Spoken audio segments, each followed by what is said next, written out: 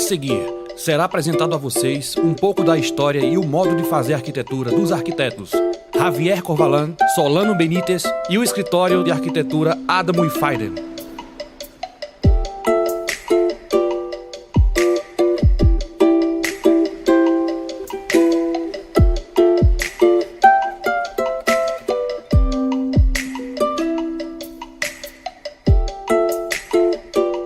O Paraguai possui uma área de 406.752 km², um pouco maior que o estado brasileiro do Mato Grosso do Sul.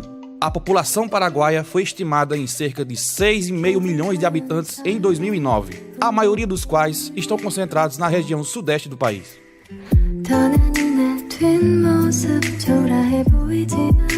A capital e maior cidade é Assunção, cuja região metropolitana é o lar de cerca de 1/3 da população do país.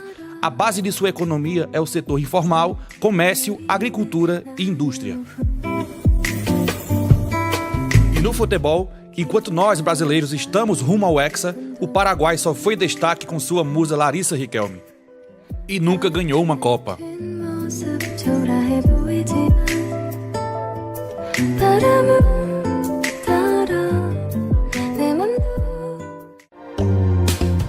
Javier Corvalán é arquiteto formado pela Universidade Católica Nossa Senhora de Assunção, Faculdade de Ciências e Tecnologias. Realizou estudos de pós-graduação em Roma, na Universidade de Sapienza. É professor na Faculdade de Arquitetura, de Design e Arte da Universidade Nacional de Assunção. Professor e pesquisador da Faculdade de Ciências e Tecnologia, UCA, também leciona em várias universidades na América Latina. Trabalha de forma independente desde 1990 e, com isso, faz parte do grupo Aqua Alta, que representou o Paraguai na Bienal de Veneza de 2014. O coletivo é um grupo de arquitetos e estudantes dedicados às investigações e realização de propostas práticas por meio da arquitetura. Trata-se de um grupo de arquitetos comprometidos socialmente com a arquitetura, desenvolvendo projetos, propostas urbanas e soluções concretas de interesse público e caráter acadêmico e experimental. Projetos. Casa Obscura. Corvalán foi responsável tanto pelo projeto quanto pela supervisão da construção. Localizada em Assunção, no Paraguai, com área construída de 82 metros quadrados e custo de 20 mil euros, a Casa Obscura é, ao mesmo tempo, um projeto de tecnologia tangível e intangível. É, de certa forma, contraditórios, com muitas definições conhecidas de arquitetura, já que a ideia aparece através da ausência de luz. A casa é composta de duas partes. Por um lado, um porão habitável de pedra e terra e, por outro, uma caixa de metal inclinando-se sobre o metro. A caixa é feita de uma gaiola de tubos de ferro de 80 milímetros, módulos transversal estruturados. Essa caixa metálica rotaciona sobre um eixo localizado no centro de seu lado mais longo. Ao acionar manualmente, um mecanismo simples de roldana, contrapeso e alavanca. Não é uma janela que se abre, é toda a casa. Sua base consiste em paredes de pedra ásperas que vêm de uma pedreira de 10 km de distância do local. Esse sistema também constrói as escadas e é a base de uma laje de luz que é construída por vigas e cerâmicas de concreto. A Casa Rede. Localizada em Assunção, no Paraguai, com a área de 80 metros quadrados, concluída em 2009, a Casa Rede recebeu esse nome não só pelo resultado formal da cobertura, mas pelo conceito estrutural que estabiliza dois blocos alinhados nas extremidades, contrabalançando o teto, resultado formal da cópia da parábola da catenária correspondente. O programa é resolvido num espaço primário de 70 metros quadrados de área coberta, com um bloco de serviços fechado, articulando o grande espaço. O resto do programa é um espaço intermediário, uma nova cozinha e churrasqueira. Ambas as áreas estão conectadas através de grandes portas-janelas, que unificam as áreas num único espaço. O revestimento final da coberta é feito de chapa galvanizada conectada à rede de barras metálicas e seu peso é reforçado por pedras penduradas. Casa Gertopan é uma casa de pallets destinada para um escritor. É uma tipologia urbana típica, talvez o mais amplamente construído. Esta versão despretensiosa há quartos na linha municipal, com fachadas de estilo italiano, são demolidas em massa e não tem nenhuma proteção legal. A sensibilidade de um artista e o orçamento disponível para a reabilitação foram um estímulo para a restauração. Apenas 3 movimentos foram construídos. Demolição de agregados locais precárias para permitir metros quadrados livres no chão e reconhecimento da tipologia inicial. Um muro, longitudinalmente longo e sinuoso, atravessa a casa e locais de todo o apoio. Uma extensão para o quintal da propriedade e seu rosto livre é um quadro negro para escrever memórias e gráficos. Um grande telhado de madeira ou bráculo descartável deixa o antigo protegido pela casa de sombra e permite um novo espaço para esse estilo de vida típico do Paraguai sobre o Trópico de Capricórnio.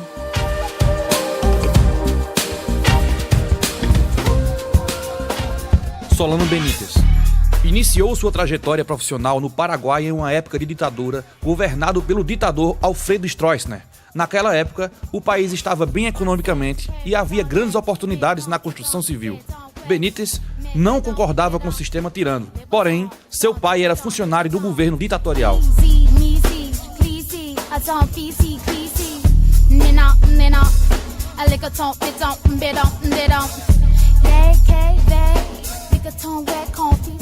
No decorrer da graduação, seguia um estilo pós-modernista, se opondo aos ensinamentos vistos na faculdade. Porém, ao ganhar um livro de Le Corbusier de um arquiteto com quem estagiava, percebeu o verdadeiro objetivo da arquitetura modernista, a função e não o apelo estético. A partir dessa descoberta, antes mesmo de se formar, o arquiteto se identificou e seguiu uma atitude modernista. Através dos estágios, Benítez começou a ter contato direto com o canteiro de obras, lugar que até hoje é muito frequentado pelo arquiteto. Nesses espaços ele criou relação de aprendizagem com eletricistas, pedreiros, carpinteiros, pintores. Assim foi assimilando como é composto o sistema de uma obra e como deve ser gerenciado. Com um estágio dentro do dia a dia do canteiro, ele era responsável por encaminhamento dos materiais. Nessa função, ele começou sua relação direta com os materiais, onde deu início ao seu estudo de obter novas soluções técnicas usando materiais de baixo custo.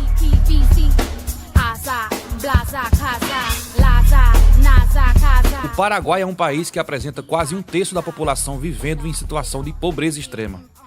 Na construção civil, há escassez de recursos e limitação técnica de mão de obra.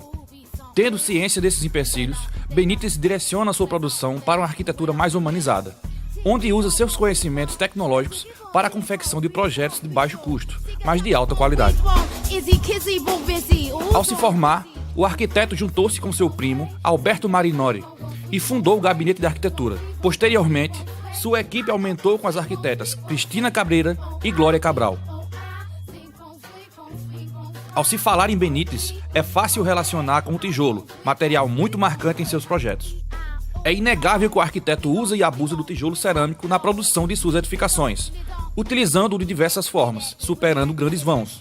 Mas a escolha desse material não é por falta de conhecimentos tecnológicos, muito pelo contrário. O arquiteto sempre busca novas tecnologias. A escolha pelo material é meramente por custo de produção, facilidade de compra e mão de obra vasta.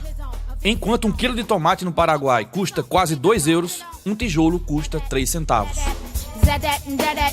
Mesmo com a presença constante do tijolo cerâmico nas suas obras, o arquiteto tem familiaridade também com o metal e a madeira, tendo uma presença mais singela nas suas obras apenas por difícil acesso na compra do material.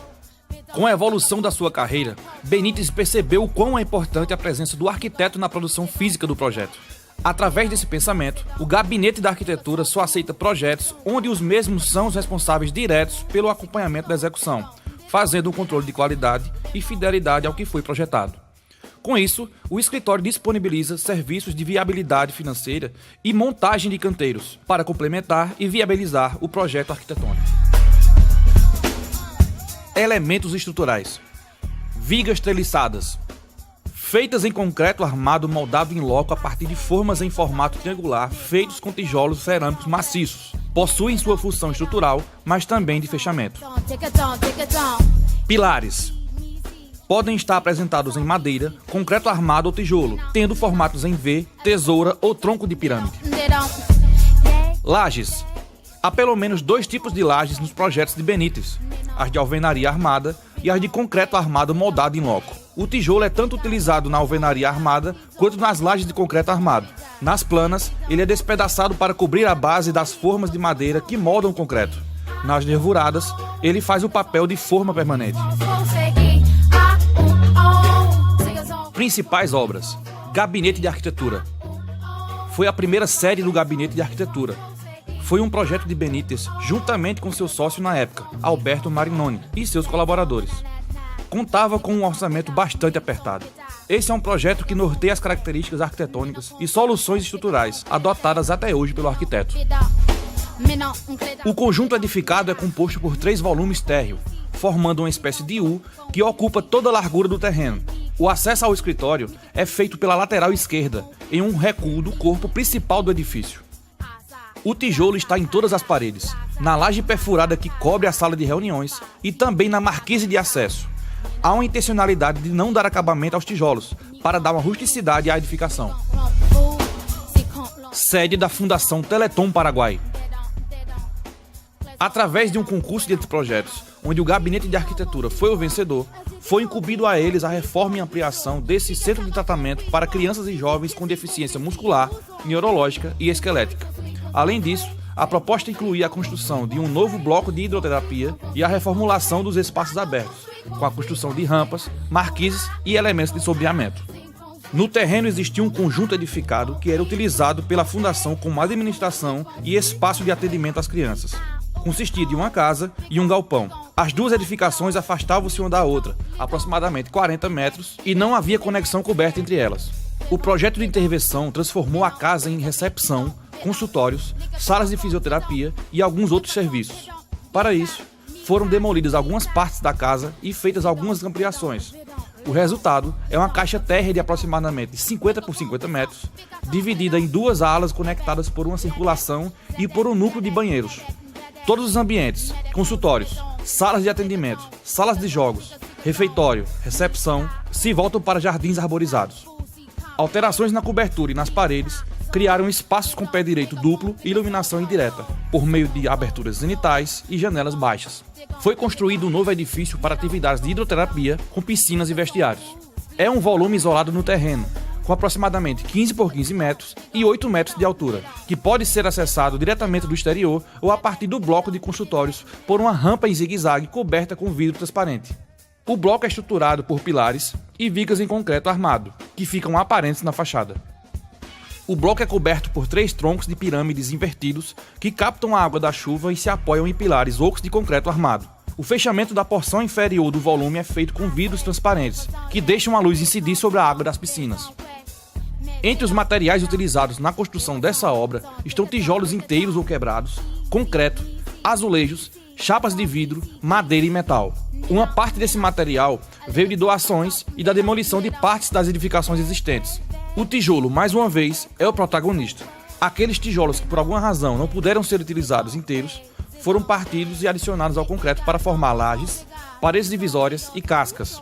O azulejo também aparece despedaçado, revestindo as paredes dos vestiários e sanitários. Os fechamentos transparentes foram feitos com sobras de vidro, reaproveitados de box de banheiro e janelas antigas.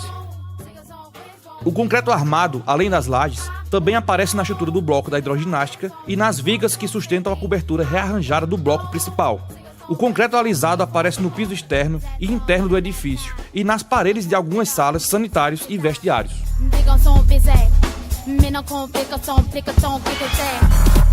Adamo e Fiden. Sebastian Adamo e Marcelo Fiden são arquitetos argentinos. Ambos se formaram na Universidade de Buenos Aires em 2002. Marcelo Fiden obteve um doutorado da Escola Técnica Superior de Arquitetura de Barcelona em 2016. Eles trabalham em conjunto desde 2005 e, paralelamente à sua atividade profissional, desenvolveram um sólido papel na academia, tendo ensinado na Universidade de Buenos Aires e na Universidade de Torquato de Tella. Atualmente, são professores do Departamento de Pós-Graduação na Universidade de Buenos Aires. Seu trabalho foi exibido no Museu de Guggenheim, na Bienal de Arquitetura de Veneza. Há 3 monografias sobre seu trabalho. Adam Feining foi premiado na 12ª Bienal Internacional de Arquitetura de Buenos Aires e na Bienal Internacional de Arquitetura da Argentina. Diferente dos arquitetos anteriores, suas características em seus projetos são por volumes puros trabalhados na geometrização das formas, buscando uma forma de arquitetura que respeite seu entorno e vizinhança, sem se sobrepor. Adam e Feining trabalham na relação de espaço interior e exterior, de forma que cria uma relação com o espaço público com longas aberturas, porém, respeitando a privacidade do espaço interior. Mediante sua forma e materialidade, tenta construir um modo contemporâneo de se relacionar com o exterior. Os materiais mais utilizados em suas obras são o aço, concreto e tijolo. O construtor contemporâneo entende o mundo como uma coleção de fatos particulares em movimento perpétuo, e não um quebra-cabeça cujas peças reconstruirão um todo quando se juntarem um ao outro. Ele descreve isso como um mosaico sem adesivo, com peças soltas, livres e múltiplas, que são valiosas tanto independentes como em relação às outras, formando diferentes associações e conexões em mudança. Esse tipo de construtor abandona a certeza e a objetividade com o objetivo do pensamento. Ele se coloca dentro de um contexto heterogêneo e instável, e o faz com certo otimismo, entendendo que a instabilidade e a heterogeneidade não são acidentes pesados, mas o material criativo bonito, o objeto genuíno de imaginação contemporânea. Ele vive a cidade, o lugar comum, para quem não tem nada em comum. Ampliando constantemente sua rede social, ele sabe que se ele encontrar apenas os locais, ele ficará preso com o lexo com o qual ele foi educado. Portanto, ele tenta adquirir conhecimento de construtores, técnicas e estradas desconhecidas. O construtor contemporâneo sempre conversa com a história. Sem memória, suas inovações se transformam em mera novidade. A história concede sua direção de crescimento, mas porque sua memória nunca é perfeita. Cada memória resulta como uma imagem composta ou degradada de uma situação ou momento anterior. Desta forma, cada memória sempre resulta como uma nova, uma construção parcial e diferente da sua origem, e como tal, como potencial. Embora fossem momentos diametralmente opostos, quanto à relação entre suas construções e programas, ambos concordaram em um aspecto: a passividade do arquiteto contra a programação de seus próprios produtos. Em todos os casos, o trabalho do arquiteto começou a receber um documento que continha as funções que o projeto deveria organizar. Tal é assim que o mundo acadêmico reproduziu sistematicamente esse cenário em suas lições de projeto, delimitando as tarefas de cada proposta para a formalização de um produto que já foi amplamente determinado por outros. Se quisermos renovar o senso de nossa profissão, devemos nos perguntar hoje sobre a parcela do futuro que delegamos silenciosamente, supondo que este espaço significaria incorporar um novo material de trabalho que ampliaria nossa noção de projeto. Entendido nesses termos, nosso trabalho começaria agora com a descrição de uma situação que requer uma reorganização espacial específica, presente e futuro. Descrição e reorganização poderiam perder sua inércia individual ao serem amalgamados nesse novo conceito de projeto. Incorporar a programação para o nosso campo definitivamente significaria a recuperação do interesse no evento. Projetar programas nos permitiria mantermos próximos das necessidades públicas, a fim de ter um feedback constante de nossas ambições privadas. Isso nos permitiria construir nossa própria demanda e decidir sobre sua adequação. Construiria a noção de um projeto crítico e empreendedor ao mesmo tempo. Relação entre os arquitetos. Solano Benítez. Planta livre onde as lajes parecem flutuar. Uso de tijolos cerâmicos. Javier Corvalán. Uso de aço e tijolo cerâmico. Paredes em balanço. Solano Benítez e Javier Corvalán. Ambos usam tijolos cerâmicos com utilização de material reciclado de outras obras. Adam Feining. Uso predominante de vidro e concreto. Adam Wiffinden não tem relação com Solano Benítez e Javier Corvalán, pois os materiais usados são totalmente diferentes.